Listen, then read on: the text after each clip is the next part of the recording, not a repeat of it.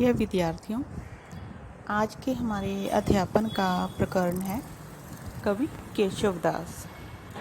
हमारे स्नातक द्वितीय वर्ष हिंदी साहित्य के पाठ्यक्रम के अंतर्गत प्रथम प्रश्न पत्र इकाई प्रथम में केशवदास प्रकरण को लिया गया है। केशवदास हिंदी साहित्य में आचार्य कवि के रूप में प्रतिष्ठित थे। हिंदी साहित्य की रीति काल के रीतिबद्ध काव्य धारा के कवि केशवदास को माना जाता है। आज के इस प्रकरण में हम केशवदास के जीवन परिचय, उनके कृतित्व का अध्ययन करेंगे और इसी श्रृंखला में आगे बढ़ते हुए केशवदास से संबंधित महत्वपूर्ण जो भी प्रश्न बन सकते हैं, छोटे या बड़े, उन सब का हम अध्ययन करेंगे। रीतिकालीन कवियों में कवि केशवदास का अत्यंत शीर्ष स्थान है। वे आचार्य तब के साथ साथ कवित्व की दृष्टि से भी संपन्न हैं। उन्होंने हिंदी काव्य को अपने शब्द भंडार से समृद्ध किया है। यद्यपि उनकी कठिन काव्य कला के आधार पर उन्हें कठिन काव्य का प्रेत आचार्य कवि कहा जाता है, तथापि हिंदी को संस्कृत के समान ही चमत्कार पूर्ण एवं अर्थमयी बनाने में उनका काफी योगदान रहा। इनका जीवन परिचय। केशवदास की जन्म तिथि के संबंध में विद्वानों में एक राय नहीं है, परंतु अधिकतर विद्वान केशव की जन्म तिथि संवत 1618 विक्रमी संवत पर सहमत होते हैं। इस संबंध में श्री गौरीशंकर द्विवेदी ने अपने मत का पोषण उनके वंशघरों से प्राप्त एक दोहे से किया है। आचार्य केशवदास का जन्म ओरछा में हुआ। वे सनाड्य ब्राह्मण थे। उनके पिता का नाम काशीनाथ था। ओरछा के राज दरबार में उनके परिवार का बड़ा मान था। केशवदास स्वयं ओरछा नरेश महाराज राम सिंह के भाई इंद्रजीत सिंह के दरबारी कवि, मंत्री और गुरु थे।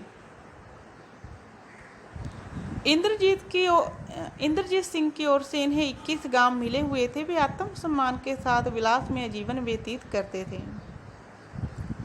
केशवदास संस्कृत के विद्वान थे। उनके कुल में भी संस्कृत का ही प्रचार था। यहाँ तक कि उनके घर में कार्य करने वाले दास दासियाँ भी संस्कृत बोलते थे। इस कारण से संस्कृत को छोड़कर किसी अन्य भाषा में कविता करना उनके लिए कुछ अपमानजनक सा था। केशवदास बड़े भावुक और रसिक व्यक्ति थे। कहा जाता है कि एक बार वृद्धावस्था में किसी कुएं पर बैठे थे। वहां पर पानी भरने के लिए आई कुछ स्त्रियों ने उन्हें बाबा कहकर संबोधन दिया। इस पर उन्होंने निम्न दोहा कहा: केशव केसनी असी करी, बेरही जसन कराही, चंद्र वदन मृगलोचनी, बाबा कही कही जय। संवत 1608 के लगभग जहांगीर ने ओरछा का राज्य वीर सिंह देव को दे दिया।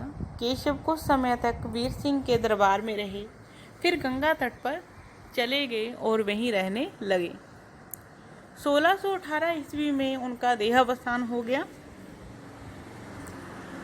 केशवदास की प्रमुख रचनाएं। केशवदास द्वारा रचित प्रमाणिक ग्रंथों की संख्या 9 मानी जाती है,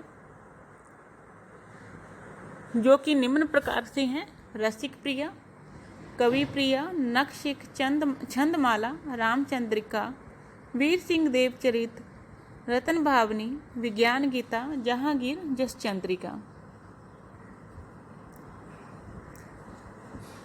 इनकी रसिक प्रिया एक प्रौढ़ रचना है जो काव्य शास्त्र संबंधी ग्रंथ है। इसमें रस, वृत्ति, काव्य दोषों के लक्षण, उदाहरण दिए गए हैं।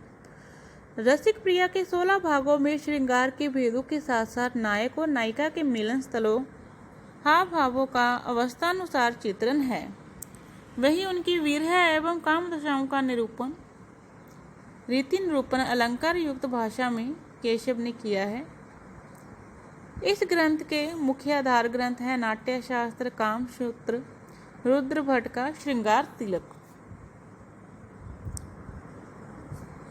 कवि प्रिया इनका काव्य शिक्षा संबंधी ग्रंथ है जो इंद्रजीत सिंह की रक्षिता और केशव की शिष्या प्रवीण राय के लिए प्रस्तुत किया गया था। यह कवि कल्प, लतावृत्ति और काव्यादर्श पर आधारित है।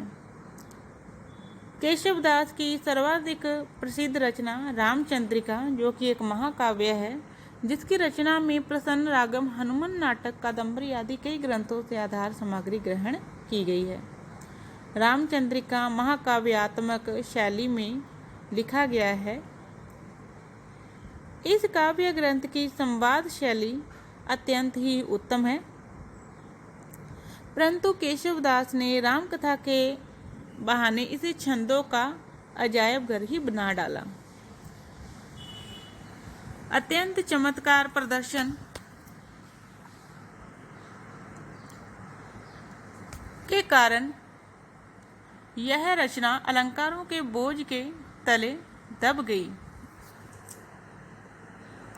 यहाँ तक कि इस काव्य ग्रंथ में वनगमन तथा लक्ष्मण के मूर्छित होने जैसे मार्मिक वर्णनों में भी वे पांडित्य का चमत्कार ही दिखाते नजर आई हैं। कहा जाता है कि गोस्वामी तुलसीदास को दिखाने के लिए उन्होंने एक रात में ही रामचंद्रिका लिख डाली। उनकी कविता की क्लिष्टता के विषय में यह कहा जाता है, कवि को दीन न चही विदाई, पूछे केशव की कविताई। रतन भावनी में इन्होंने मधुकर शाह के पुत्र रतन सेन, वीर सिंह चरित्र में इंद्रजीत सिंह के अनुज वीर सिंह तथा जहांगीर जस चंद्रिका में जहांगीर का यशोगान इन्होंने किया है। विज्ञान गीता में प्रबोध चंद्रोदय के आधार पर रचित अन्य उपदेशिक काव्य है।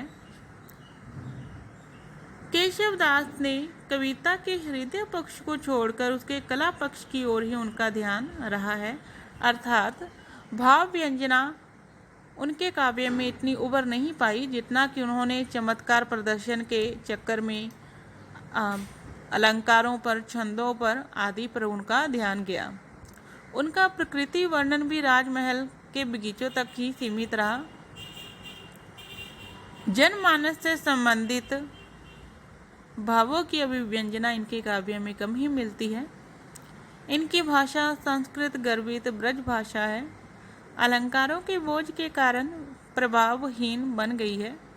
विज्ञान गीता में भी दर्शन की बात करते हुए विवेक पंडित ही नजर आते हैं, परंतु निस्संदेह केशव दास हिंदी साहित्य के रीतिकाल की कवित्रयी के एक प्रमुख स्तंभ हैं। वे संस्कृत काव्य शास्त्र का सम्यक परिचय करवाने वाले हिंदी के प्राचीन आर्य और प्रमुख कवि हैं।